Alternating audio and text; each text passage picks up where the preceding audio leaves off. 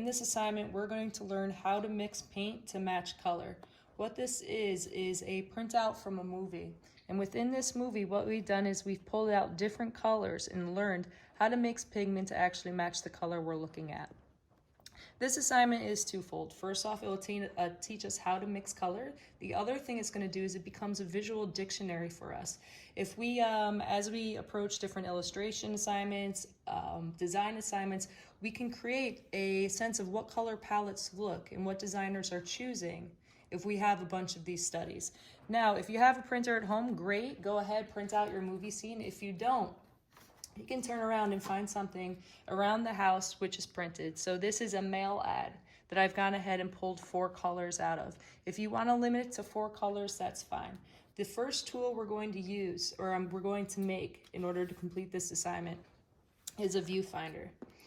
When we look at this viewfinder, we're going to ask ourselves, why would we want to use this and how is it used? So if I'm studying this savory ad and I want to isolate a color so that I can actually start to analyze it, that viewfinder is going to help for me.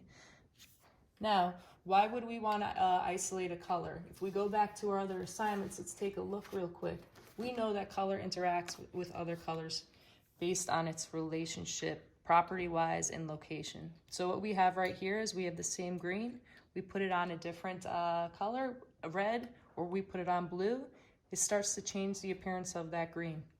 More saturated, less saturated, lighter, darker, higher value, lower value, warmer temperature-wise, cooler temperature-wise. Hues will interact with the hues they are sitting next to. The other thing we know is that when we come in and we look at color, we evaluate it based on quantity. It appears different based on quantity. So if I look at this blue, that large body of blue, right?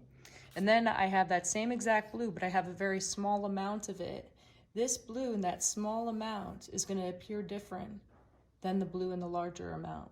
We have a lighter value versus a darker value based on its quantity and the color it's sitting on top of. The other thing I want to show you is that color values really start to affect each other. And what I have here is a green. And this green is continued in this triangle, and it's also continued in this triangle. It's the same exact color. You can see that by its blending into itself right there. So now if I take this green and I put it on top of a lighter green, it's a lighter value, a higher value, this is going to appear darker than it actually is. Conversely, if I take this green and I put it on I take this green and put it on something that's lower in value, darker, it's going to make this appear lighter. So with that, we want to make sure that we can experience a color in the whole, but also we're able to isolate it. Now the dimensions of this, you can make this larger if you want to. I've made it 4 inches by 4 inches with a 1/2 inch square right in the center. Now it's smaller, means it's portable. It's made out of Bristol, it means it can stand up for us. You can make it out of 8.5 by 11, but you know, moving that in and out of the magazine, it may crumple, it's gonna be a little bit thinner. So a quick tip on how to get that thing dead center. What I've done here is I have a line. I can connect that corner to this corner to this corner. It's going to give me dead center. From there, I measure 0.25 inches out, 0.25 inches out. That's going to give me a 1/2 inch square right in the center of that. Now the next tool we're going to make are 1 inch width strips from our Bristol. So how are these going to serve us? I want you to make 8 of them. I have 4 here. You're going to want to make 8. So when we use these strips, they actually become something that we can test our stuff and start to analyze color. Okay? We know that when we use gouache, when it dries, it starts to shift in value. As you mix your color and say, okay, maybe I need a little more yellow, maybe I come in and I need a little more red, I can start to build a reference to myself that I can come and check. Now you can also paint on the back of this, no problem. Why we're making them 1 inch is that we come in here, we go back to our reference. We have 1 inch by 1.25 inch rectangles. Now if I have this, okay, already cut to 1 inch, all I have to do is worry about getting that 1.25. So when you come in and you start to study your color, what I want you to make sure that you do is actually give yourself, if I look at these two in relationship, see how that's so thin, right? If I go in and I cut that out, I'm gonna have to recreate that color. Make sure that you put enough color down for yourself so you can just go in and slice that right off.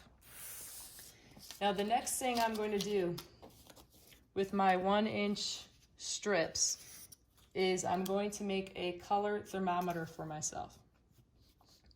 Now what this is I've boiled down green, blue, red, and yellow. I've separated them into warm, cool, warm, cool, warm, cool, warm, cool. And I want you to keep that pattern. When you set up a palette, you want to have organization. You want to know where your colors are. That rhythm is going to help you as you start to come in and evaluate. So when I take this thermometer and I put it up here, this is going to help me right off the bat to judge what colors I need to use to get that orange. We know orange is made of red and yellow. Now if I look at this, I can say, okay, am I going to start to get that? What feels closer to home? Does this orange feel closer to a warm yellow or a cool yellow? Where am I going to start? As I start to add if I start to add red to that yellow to get my orange, which feels more related here? This red or this red? Right off the bat, I'm going to know where to go based on my comparison of the color temperature that's happening there. Now, Turner gives us 18 paints. We're going to find out that we have 3 greens. We're going to find out that we have 3 blues. And we're going to find out that we have 3 reds. Now, how do I know which reds to use here? How am I going to start to decide, okay, you're warm, you are cool red. Now, I've taken these little chips and I made for you so you can see what the colors actually do. Now, if we talk value, we know that if we have a lighter value and we mix it into a darker value, they're going to start to interact with each other, right? So this value has a lot of power to it. If I come in and mix that into a yellow, it's going to start to turn that real dark real quick. To give ourselves somewhere to start in a home, we're going to separate our temperatures based on if they're closer together in value, right? When they're closer together to value, we can start to control them more. So with that in mind, I'm going to boot my contrasting values that are happening here. Now, when you go down to the comments, I'm going to actually list the names of the Turner pigments that are here for you so you know which ones to put on that warm, cool thermometer. Now, we've taken care of 2, 4, 6, 8 colors. We have 10 other colors that exist in our pack. I want you to actually take out those other colors and look at them. Put them on the surface you're painting with, because this is going to end up by helping us, right? So right now, why I want them painted on a surface is that so you can see what that pigment actually looks like. When we're starting off painting and we go to the art store, usually we start to judge color based on what's on that packaging. It's not going to be what's on that packaging. Right now we can see the value is different, the temperature is different, and the saturation is different. Now if I'm working on my Dunkin' Donuts ad and I have Dunkin' Donuts pink, having this opera red out on a stick, I'm going to find out, yeah, that actually can help me. That's a color I can go to beyond the colors that exist here. So to get the written part of this assignment, I'm going to put the link in the blog below. You can visit that link to get more specs on what you're looking at.